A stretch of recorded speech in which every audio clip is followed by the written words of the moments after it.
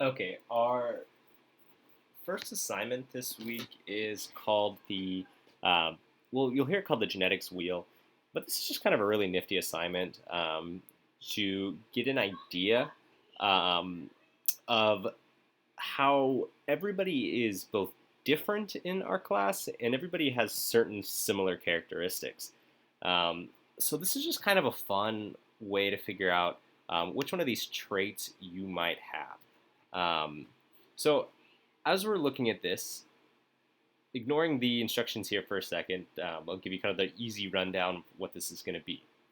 Now, this assignment is kind of nice that we're doing it from home because you will have things like a mirror, which you normally won't have in the classroom. So some people don't know what they are. Um, so the first characteristic that you're going to be identifying and seeing whether or not you have is your earlobes.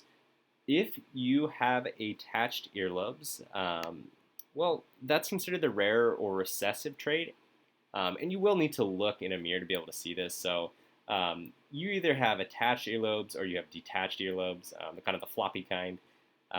If you do have attached earlobes, what you'll do is you'll put an X in that box. Um, but say you have loose earlobes, kind of like what I have, I would put an X in this box. Now, the reason that it's L blank right here um, is because we don't know if you have two copies of the dominant earlobe trait or do you just have one copy in the recessive. So that's why it's blank. Um, and then same thing for straight and curly hair. You're going to put an X in which trait you have. This is an easy one. You should know that. Tongue curling. Can you curl your tongue? Can you not curl your tongue? Hair on your fingers. I think you can use your imagination on that. Do you have hairy fingers? Pigmented iris, light eyes, or dark eyes. So do you have basically blue or green eyes, or do you have kind of the darker brown colored eyes? Um, you're going to put an X in the box for the one that you have. The next one's a widow's peak. So a widow's peak looks like that. It's basically like sometimes, especially if you're a girl, you might have to pull your hair back a little bit. And what you'll have is you'll have a very distinct triangle where or then the front of your hairline, you'll have a very distinct triangle there. That's kind of how you can tell if you have a widow's peak or not. And then the last one is you're looking at your pinkies or your little finger, and you're seeing if it is straight or is it curved. If you have a pretty distinct curve, you're going to say curved. If it's not that, if it's pretty straight, then you'll go straight. Um, then on the next page, so let me just do this quickly for myself, so you'd have an idea of kind of how I go with this. I would say I have loose earlobes, straight hair, I can curl my tongue, I do have hair on my fingers, I have dark irises, no widow's peak, and I have, well, I'll have to do this one, I have straight little fingers. So on the next page, what you're going to do is you're going to write in your traits that you have for each one. So for instance, I would put L blank because I have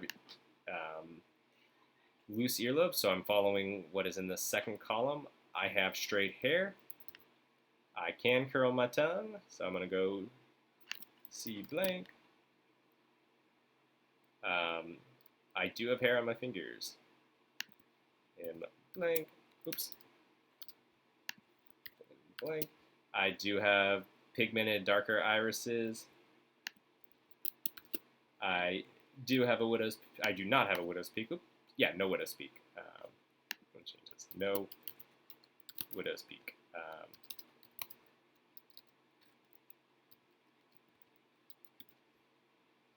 Oh boy, this is impossible. So no widow's peak. Um,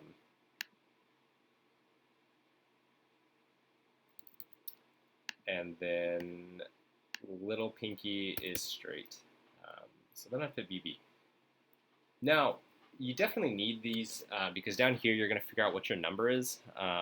So you're going to start at the very center, and that's kind of where you're going to start off at. So for me, I'm L blank, so I would be right here is where my starting side would be, not this side because I'm not two lowercase l's. So starting L, then TT. So I'd be basically going capital L to TT to C, So now I'm going L to TT to C, capital M, capital E,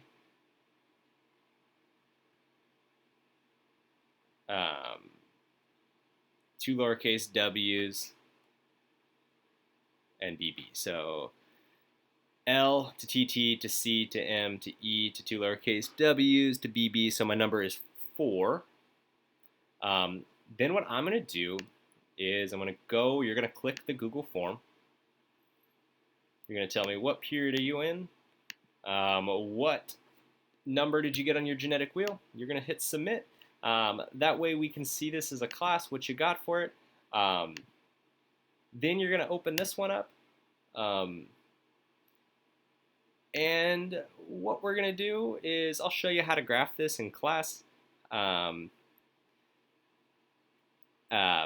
But yeah, so we will graph our data and see what we got. So if you're wanting to make the graph, what you're going to do is you're going to graph period number by the number that everyone got on the genetic wheel. Okay, so that's how this is going to work. It's kind of a fun activity, especially you can see how everyone in the class kind of is different or differentiates. So definitely kind of a fun activity. So thanks for watching.